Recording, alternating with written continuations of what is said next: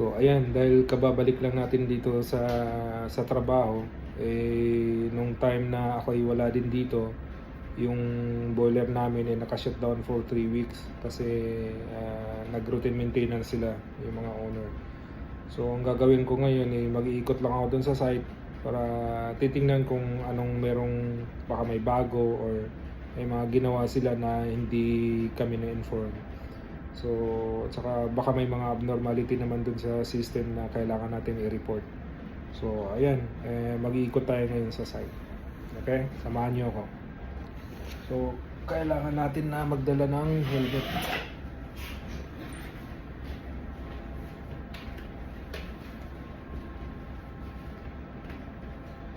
Para save time mag-iikot doon. Okay, let's go. So ayan yung boiler natin ay gumagana na ngayon. Kaso sa sobrang init, magdala na lang tayo ng sasakyan kasi nakakapagod din eh. Okay. So, nandito tayo ngayon sa parking. Ito nga pala yung sasakyan na ginagamit natin pag nag-iikot tayo sa site. Pag hindi tayo nagdala ng sasakyan ay mainit.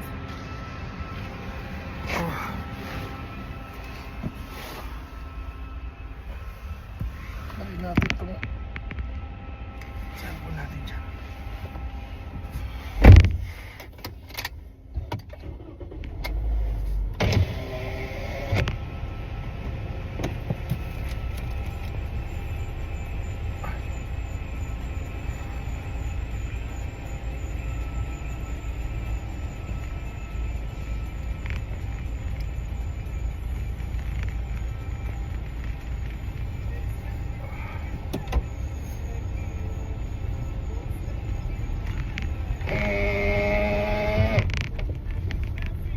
Kasi pag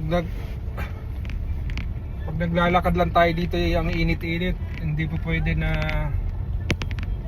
maglakad lang lalo na ngayon na sinetsyempo ko na mag-iikot sa site ng alas 12 ng tanghali para walang tao dun.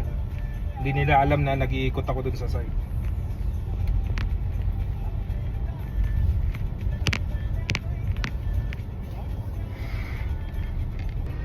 Yan, papark muna natin yung car natin dito. Sasaglit lang naman tayo dun sa, hindi naman ako magtatagal kaya nandito yung sa boiler ng sasakyan. Let's go.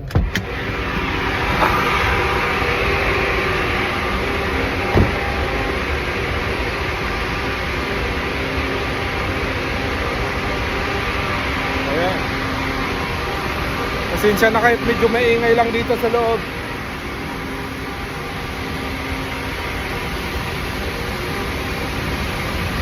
Ikutan ko lang yung mga ginagawa kahapon dito lang naman sa baba. Kasi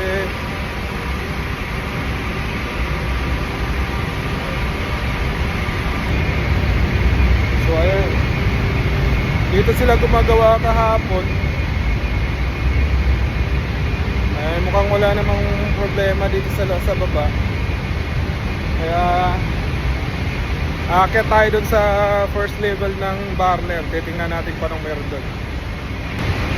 Maghahagdanan na lang tayo kasi pagsasakay pa tayo sa elevator nasa 8 meters lang naman. Hindi masyado nakakapagod. Kaya maghahagdan na lang tayo.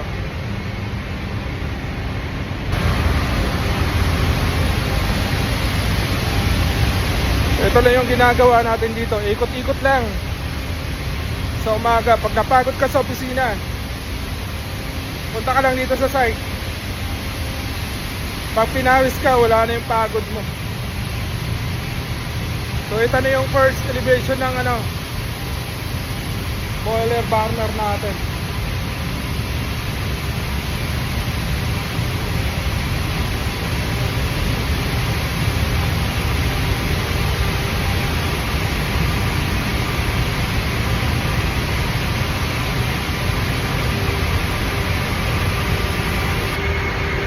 Yung nasa likod natin na yan, yung mga naglalakihang piping na yan ay Ayan yung mga main steam line natin na galing sa turbine at pabalik ng boiler. At the same time, may babalik sa turbine side. Okay, so wala namang unusual na nangyayari, kaya balik na lang tayo sa office. Ito nga pala yung isa sa pinakamalaking boiler sa buong mundo, no? Super critical boiler.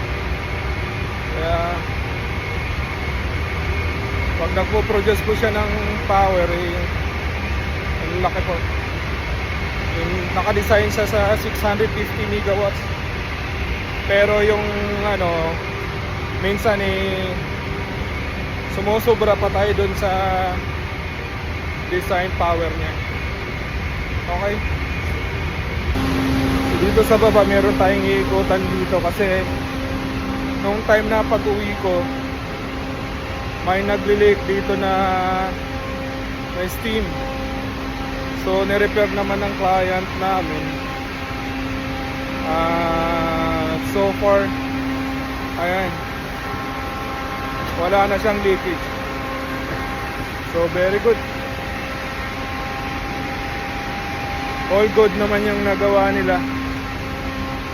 So walang problema, guys.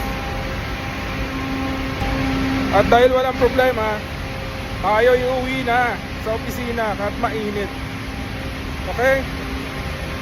Bye!